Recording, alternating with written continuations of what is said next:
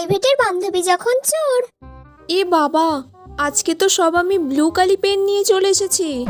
এই মিষ্টি, তোর কাছে একটা পেন হবে রে, ব্ল্যাক কালি এক্সট্রা। স্যার বলেছিল ব্ল্যাক কালি পেন আনতে সবাইকে। হ্যাঁ, আমার কাছে তো অনেকগুলো পেন আছে। এই নে, তুই একটা ব্ল্যাক কালি নে, তুই এই পেনটাই লেখ, আর এই ব্ল্যাক কালিটাই আমি লিখবো। এই নে। আচ্ছা মিষ্টি, এই পেনটা আমার না? তুই সেদিন চেয়েছিলিস এই পেনটাই লিখবি বলে।